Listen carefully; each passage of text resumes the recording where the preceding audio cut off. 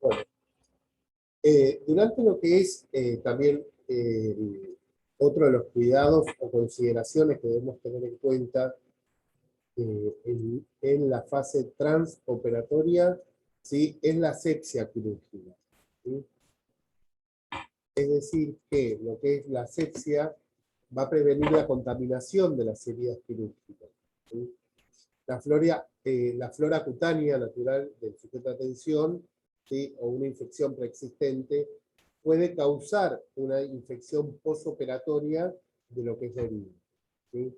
Es por eso que es crucial para prevenir estas infecciones en el sitio quirúrgico que se cumpla de manera estricta, ¿sí? Estos principios de asepsia, ¿sí? Todos los suministros, ¿sí? Instrumentos, agujas, suturas, diferentes tipos de vendajes, los diferentes tipos de guantes, obviamente lo que son todos los elementos que se utilizan para cubrir al sujeto de atención, las soluciones que puedan estar en contacto, ¿sí? Con la herida quirúrgica o los tejidos que van a estar expuestos durante la intervención quirúrgica, ¿sí? Deben estar esterilizados, ¿sí? Antes de ser utilizados, ¿sí?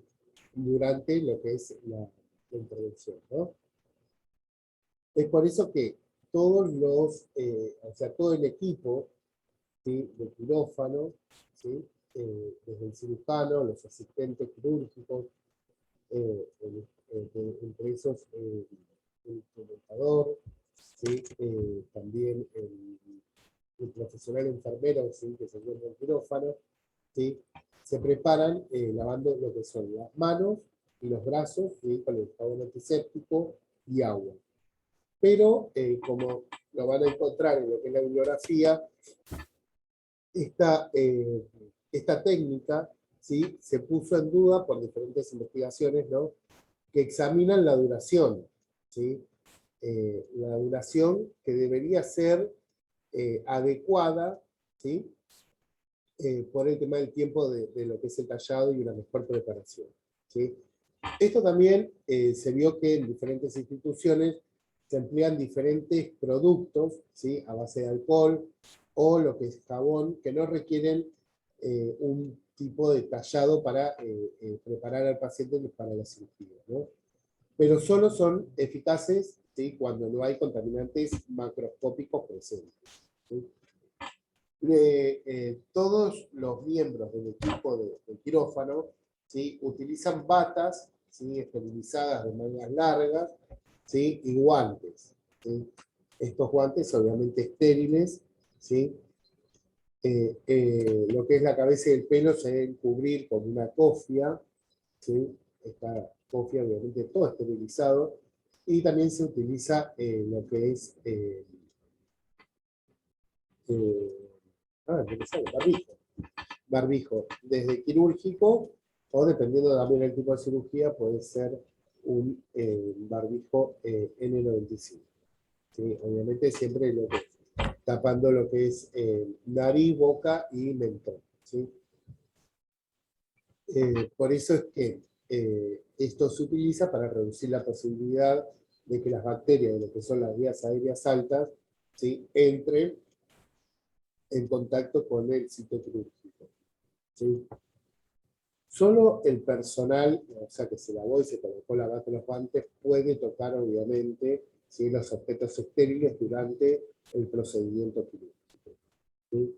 Obviamente que aquel personal que no se haya realizado lo que es el lavado de manos quirúrgico no podrá realizar ni tocar ningún instrumento, ¿sí? Que se utilice durante la intervención quirúrgica, porque puede contaminar cualquier elemento que se encuentre esterilizado, ¿sí?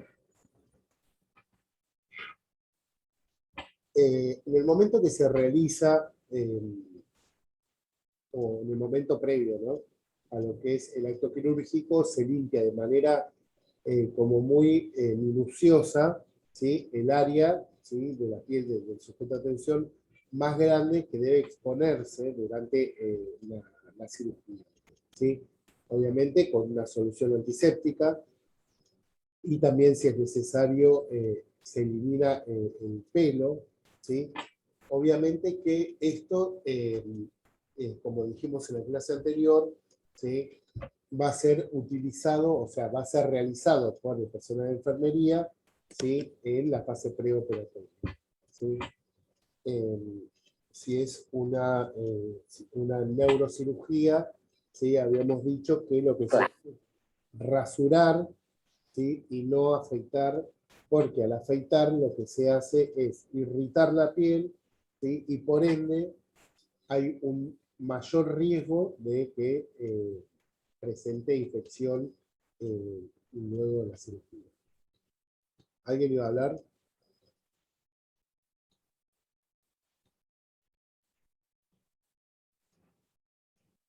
Bueno, ¿cuáles son las directrices que se siguen para mantener lo que es la asepsia quirúrgica? ¿Sí? Son las siguientes.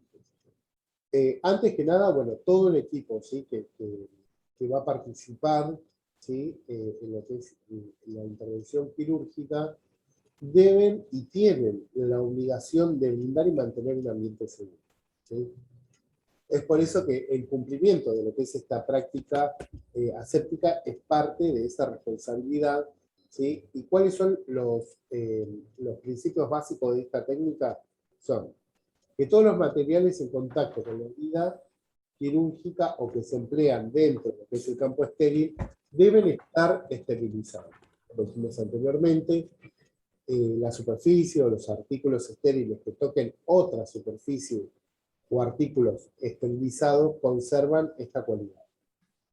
El contacto con objetos no esterilizados hace que el área se contamine, ¿sí?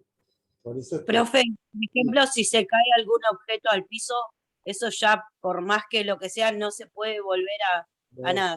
no, Realmente va a esterilizarse nuevamente. totalmente. No se puede utilizar bajo ningún modo, se puede utilizar algo que se cayó al suelo, ¿sí?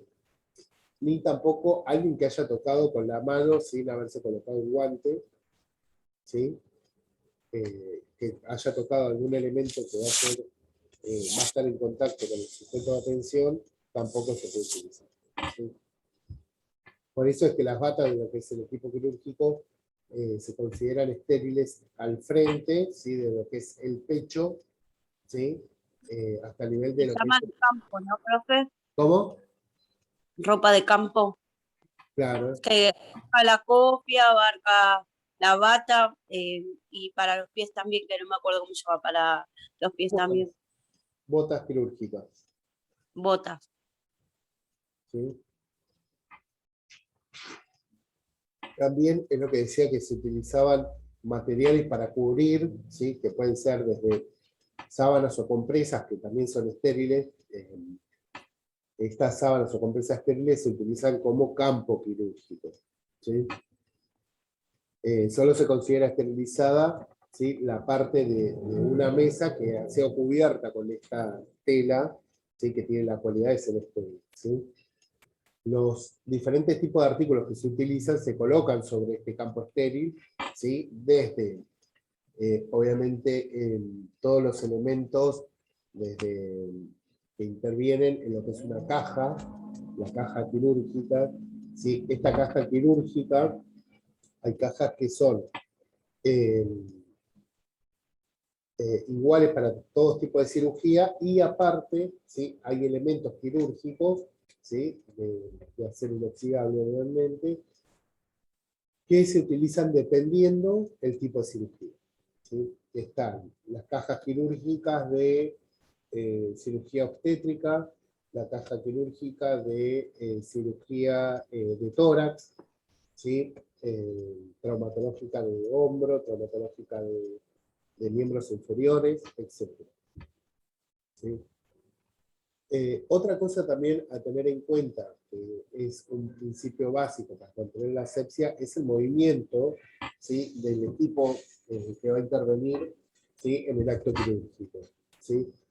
Es por eso que en los movimientos de este equipo, ¿sí? Son del área estériles a área estériles y de zonas no estériles a en zonas no estériles, ¿sí? Por eso que dije anteriormente también que las personas que se han lavado las manos y los artículos esterilizados solo pueden tocar áreas estériles. El personal de enfermería circulante, ¿sí? Es decir, los profesionales enfermeros que están dentro del quirófano se los llaman circulantes, ¿sí? Tanto este profesional, ¿sí? Como los artículos que son no estériles solo deberán entrar en contacto con áreas no esterilizadas, ¿sí? El movimiento alrededor de un campo estéril no debe contaminarlo, ¿sí? Es decir, que no puede ser manipulado por alguien que no ha realizado el lavado de mano quirúrgico y que no tenga los guantes estériles y el equipo correspondiente. Siempre que se rompa una barrera estéril, el área debe considerarse contaminada, que es lo que decía la compañera anteriormente, en caso de que se cayera algún instrumento, ¿sí? Al suelo, ¿sí? Todo campo estéril, ¿sí? Se vigila y se mantiene de manera continua, ¿sí? Y todos estos instrumentos, ¿sí? Con esterilidad dudosa se consideran no estériles, ¿sí? Los campos que se esterilizan, ¿sí? Se preparan en el momento más próximo, ¿sí? A lo que es el momento que va a realizarse la esterilidad, ¿sí? No se recomienda lo que es la administración habitual de hiperoxia, es decir, concentraciones altas de oxígeno, para disminuir las infecciones en el sitio quirúrgico. Respecto a esto de lo que es los cuidados transoperatorios, también hay algo que deben tener en cuenta, ¿sí? Que es la exposición de lo que es el equipo, o sea, el equipo que interviene, ¿no? Anestesiólogos, cirujanos, enfermeros, instrumentador quirúrgico, ¿sí? Respecto a la exposición a lo que es la sangre y líquidos corporales, ¿sí? Por eso es que el equipo, ¿sí? El equipo quirúrgico estéril que se debe colocar, ¿sí? Ha cambiado la manera desde lo que es la aparición de el HIV-Sida, ¿sí? Es por eso que el uso de 2 pares de guantes es una medida de rutina, ¿sí? En lo que es las cirugías traumatológicas, y de otros tipos en los que se trabajan, ¿sí? Fragmentos por ahí filosos de lo que son los huesos, ¿sí? Porque hay un aumento del riesgo de lesionarse y por ende contagiarse, ¿sí? Además de lo que es el camisorín quirúrgico. Hola, profe. Le quería comentar que yo me voy a salir de la clase porque tengo la otra materia. Bueno, Después, cuando termine, ¿me puedo volver a unir? sí, sí, Dale, está bien, gracias. no, por favor. ¿Hasta acá alguna duda? No, profe, estamos escuchando muy atentamente, pues muy interesante esta parte. Y les decía que el tema de lo que es el equipo quirúrgico que se colocan los integrantes del equipo de cirugía, ¿sí? Fue cambiando, ¿sí? Debido a lo que es cuando empezó, ¿no? El tema de lo que es el VIH-Sida, ¿sí? Dije anteriormente, sobre todo en cirugías traumatológicas, en donde se tiene que intervenir el tema de lo que son los fragmentos filosos de los huesos, ¿sí? Porque hay un aumento del riesgo de lesionarse, ¿sí? Y obviamente hay un aumento del riesgo de contagio, ¿sí?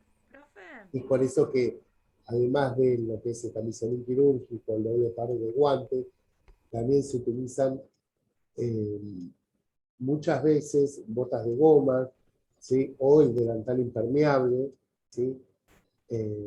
Y también lo que se utilizan, obviamente, son las antiparras, ¿sí? Porque obviamente esto protege contra salpicadura, es decir, evita la exposición, ¿sí? Sobre todo cuando la vía quirúrgica se tiene que irrigar, ¿sí? O taladrar un hueso, ¿sí? Es por eso que muchas veces también se puede utilizar una mascarilla tipo de forma de casco, ¿sí? Donde se utilizan también... Pero porque a través de los ojos también tenemos vías de entrada. Sí, Profe, dígame, una consulta. sí. Cuando un sujeto de Escucho muy atención bajo, ¿eh? Sí, no sé por qué se escucha tan bajito.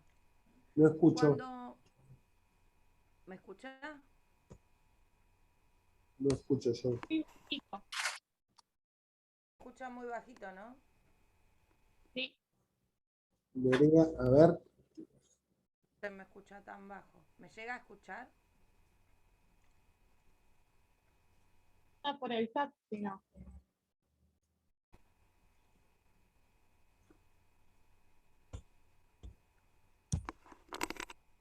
¿Me escucha ahora?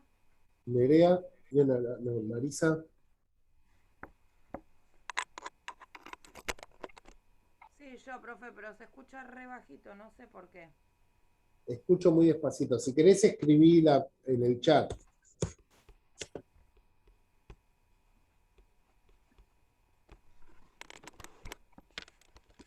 ¿Sí? Bueno, mientras tanto, continúo. El tema de lo que es la utilización de las antiparras, ¿sí? Se utiliza porque brinda una protección de barrera, ¿sí? Eh, contra, obviamente, lo que es la salpicadura, ¿sí? La ventilación, ¿sí? Se consigue a través de una base que acompaña lo que es el sistema de filtración de aire, que eso después lo vamos a ver cuando veamos las características que debe tener el quirófano, ¿sí? Bueno, respecto a lo que es la experiencia quirúrgica, habíamos visto ya lo que es la anestesia, ¿no? Cuando hablamos de la anestesia, ¿sí? Que si bien la anestesia es un estado de lo que es narcosis, porque habíamos dicho que deprime el sistema nervioso central, producida obviamente por fármacos, ¿sí? La analgesia, la relajación y la pérdida de los reflejos, ¿no? Y si bien dijimos que en los sujetos de atención que están expuestos, es decir, Actuaría como un bloqueo, ¿no, profesor, la anestesia? tal cual, estos sujetos de atención que están bajo lo que es la anestesia no pueden despertarse ni siquiera con estímulos dolorosos, ¿sí? Porque pierden también la capacidad de mantener la función ventilatoria y cuando se realiza lo que es una anestesia general, ¿sí? Requieren de una asistencia ventilatoria mecánica para mantener lo que es la vía aérea permeable, ¿sí? Es posible que tengan también afectada lo que es la función cardiovascular, ¿sí? Las etapas, la anestesia general tiene 4 etapas, ¿sí? Cada una con manifestaciones clínicas específicas, ¿sí? ¿Y por qué es importante que uno pueda comprender estas etapas? Es para que, debido a que el profesional enfermero, ¿sí? Tenga con el sujeto de atención el apoyo emocional que podría necesitar a medida que va avanzando las etapas estas de la anestesia, ¿sí? Estas 4 etapas, ¿sí? De lo que es la anestesia, a la inversa de cuando el paciente despierta, lo que es el final de la intervención quirúrgica, por lo que el sujeto de atención, o sea, el profesional enfermero debe estar consciente, ¿sí? De lo que es la necesidad de dar este apoyo apropiado al sujeto de atención, ¿sí? La primera etapa, ¿sí? Es el inicio de la anestesia, como habíamos visto anteriormente, ¿sí? Y el sujeto de atención puede presentar mareos, una sensación de desprendimiento durante lo que es la inducción. Muchas veces el sujeto de atención puede experimentar como una especie de zumbido en los oídos, ¿sí? Estas sensaciones pueden progresar hasta como una agitación, ¿sí? Es decir, que el sujeto de atención como empieza a afectar lo que es el sistema nervioso central, ¿sí? Se empiece como de cierta manera a alterar, ¿sí? Por eso es que durante esta etapa, ¿sí? La percepción auditiva se intensifica, e incluso las voces bajas o lo que son los sonidos muy menores, ¿sí? Parecen intensos. Por eso es que es indispensable evitar los movimientos y los ruidos innecesarios, ¿sí? Cuando se inicia lo que es la anestesia, ¿sí? Eso es lo que refiere la etapa 1. La etapa 2 es la etapa de agitación, ¿sí? Es la etapa de excitación, ¿sí? Que incluye manifestaciones variables como lucha, gritos, canto, risa, incluso llanto, ¿sí? Que a menudo se evita, ¿sí? O que disminuye cuando se empieza a aplicar el anestésico de manera endovenosa, ¿sí? Se administra de manera continua, ¿sí? Y rápida, ¿sí? Ustedes van a poder observar que el sujeto de atención va a presentar las pupilas dilatadas, pero que obviamente se contraen si se exponen a la luz. ¿Sí? El pulso va a estar aumentado, ¿sí? Y las respiraciones pueden ser irregulares, ¿sí? Siempre se debe contar con alguien que obviamente esté experimentado, porque esto nos va a ayudar a nosotros a evitar, ¿sí? O a disminuir el movimiento del sujeto de atención, o aplicar una presión cricoidea, ¿sí? Cuando haya vómitos, para prevenir lo que es la broncoaspiración, ¿sí? La manipulación aumenta lo que es la circulación al sitio quirúrgico, y por lo tanto hay un aumento del riesgo de que surja, ¿sí? Una hemorragia. Eso es lo que es la etapa número 2. La etapa número 3 es la etapa de anestesia quirúrgica, ¿sí? Esta se logra, ¿sí? Mediante lo que es la administración de vapor, o lo que es el gas anestésico, y que puede complementarse con fármacos endovenosos según la necesidad, ¿sí? En este caso, el sujeto de atención está consciente y permanece inmóvil en lo que es la mesa, ¿sí? A diferencia de la etapa 2, al igual que la etapa 2, disculpen, no, dijimos que en la etapa 2 las pupilas se dilatan, ¿no? Pero que se van a contraer si se exponen a la luz. En la etapa 3, ¿sí? Las pupilas están contraídas, ¿sí? Es decir, pequeñas, y que también se van a contraer cuando se exponen a la luz, ¿sí? Acá la respiración va a ser más regular, ¿sí? El pulso va a ser normal, ¿sí? Y la piel va a estar normal, es decir, rosada, o incluso va a estar un poco ruborizada, ¿sí? Cuando se administra de manera apropiada lo que es el anestésico, ¿sí? Esta etapa puede mantenerse durante horas, ¿sí?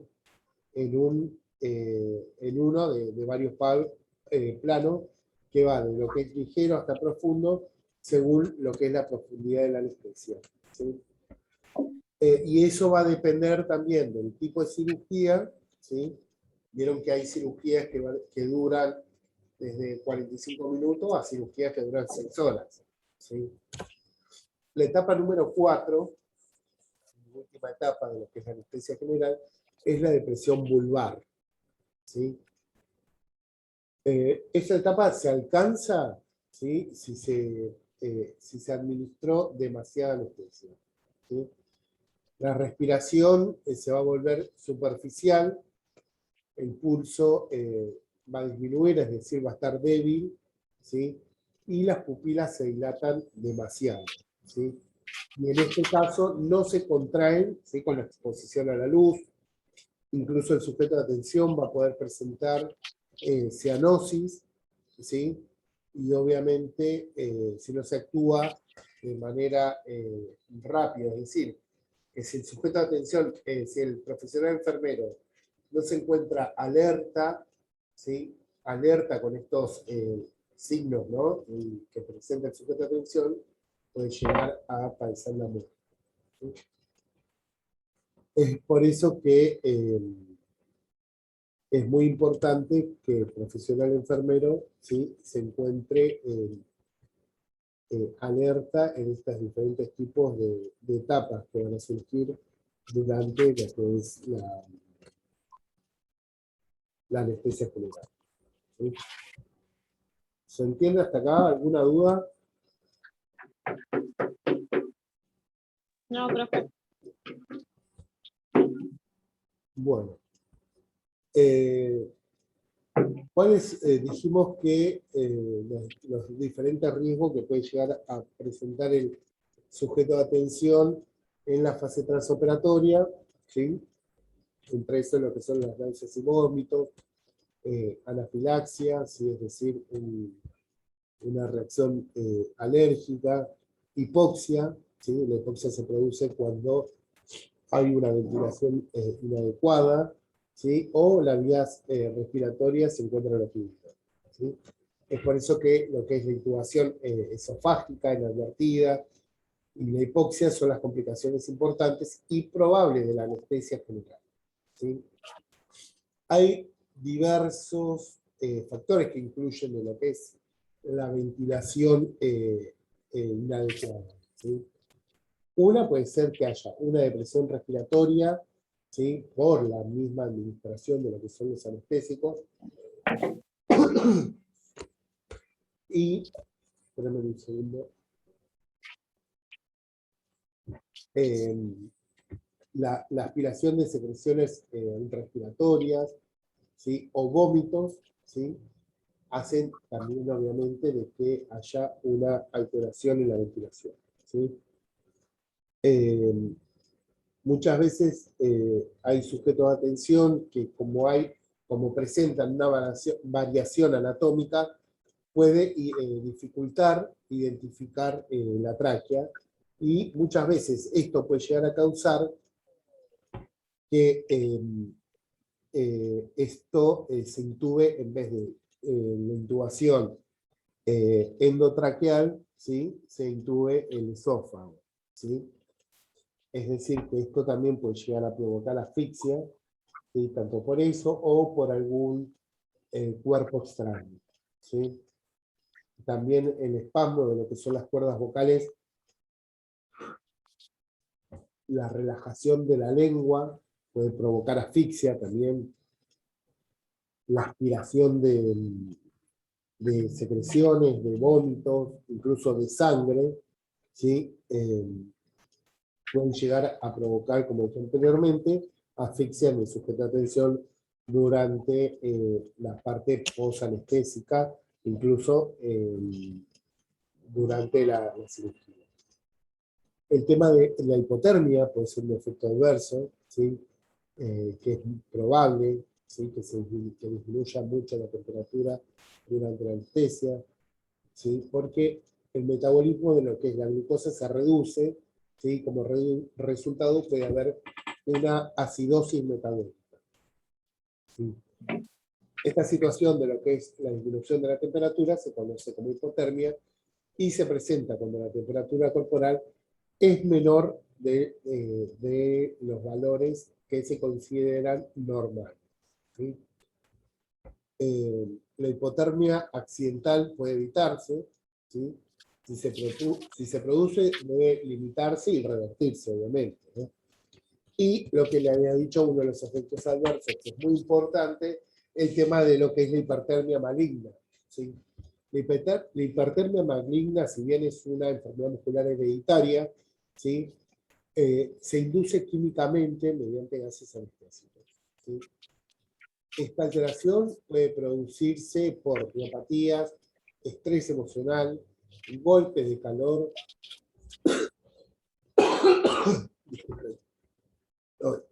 Disculpen.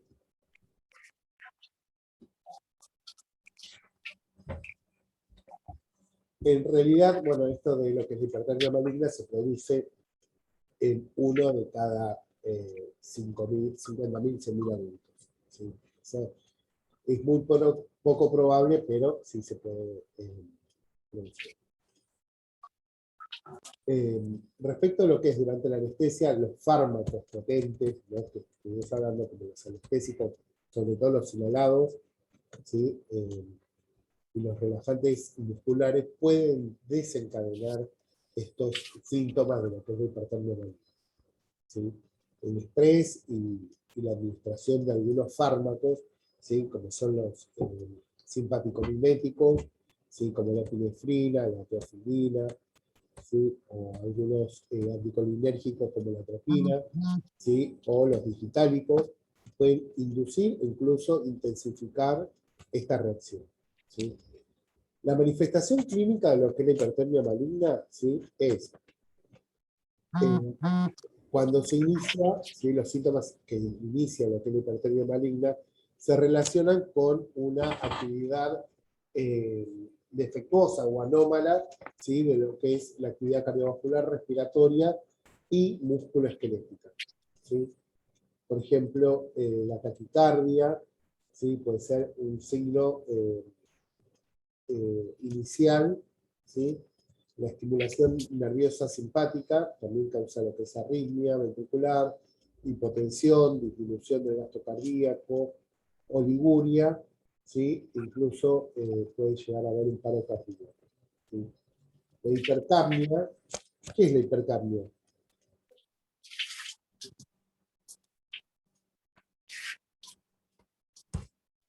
Profe, ¿Qué es la hipercapnia? ¿cómo?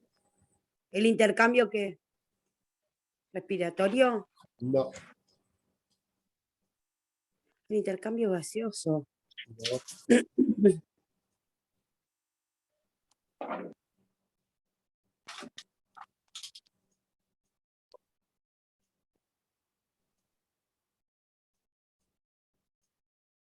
Profe, ¿podría volver un poquitito para atrás? Así lo entiendo la pregunta. ¿Cómo? ¿Podría? ¿La hipercapnia no es el aumento de dióxido de carbono? Cuando hay más cantidad de dióxido de carbono en la sangre. Tal cual, es el aumento de las concentraciones de dióxido de carbono, ¿sí?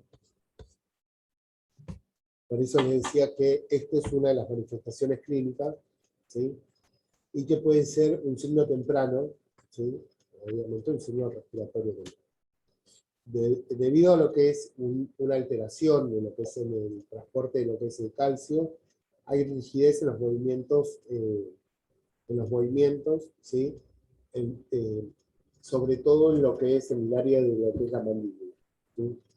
También otro de los signos, una de las manifestaciones clínicas de lo que es la hipertermia maligna, ¿sí? Es la rigidez muscular, ¿sí? Después también tenemos, obviamente, un aumento en la temperatura, ¿sí? Que aumenta la temperatura corporal de 1 a 2 grados, ¿sí? Cada 5 minutos, ¿sí? Incluso puede llegar a ser mayor de 42 grados de temperatura. Profe, Sí. ¿y ahí se puede producir una deshidratación por el aumento de temperatura o no? Va a depender. Va a depender si el sujeto de atención presenta vómitos. Y en el caso sí, no creo que se produzca una deshidratación. Sí, por ahí una alteración de lo que es el electrolito, porque hay una alteración en lo que es el transporte del calcio, ¿sí? Pero no considero que se produzca una deshidratación debido a que el sujeto de atención, sobre todo en los cuidados posanestésicos, presenta un acceso venoso periférico y por ende puede recibir, ¿sí? Algún tipo de solución, ¿sí? Para revertir o para mantener, ¿sí? la hidratación. ¿Sí? Lo que es el tratamiento médico de la hipertermia maligna, ¿sí? En este caso lo que se hace es suspender la anestesia, ¿sí? Y obviamente el objetivo de lo que es el tratamiento de la hipertermia maligna es disminuir el metabolismo, revertir la situación metabólica y respiratoria, corregir las arritmias, disminuir lo que es la temperatura corporal, obviamente suministrar oxígeno, ¿sí? Y nutrición a lo que son los tejidos y corregir este desequilibrio electrolítico que les estaba hablando. La anestesia se debe suspender, ¿sí? Y por ende, obviamente, la intervención quirúrgica. Sin embargo, si la vigilancia de lo que es el dióxido de carbono está disponible y el anestesiólogo tiene experiencia en lo que es la hipertermia maligna, la cirugía puede contener con un anestésico diferente, ¿sí? Ocasionalmente, en realidad no es una ocasión. Particularmente, ¿sí? El tema de los signos y síntomas que presentan, es decir, la manifestación clínica de la hipertermia maligna suelen aparecer, ¿sí? Durante los primeros 10 o 20 minutos luego de lo que es la inducción anestésica.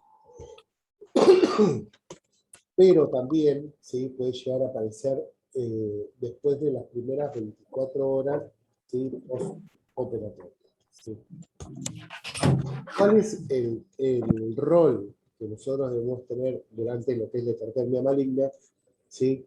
Si bien es una situación que no se da frecuentemente,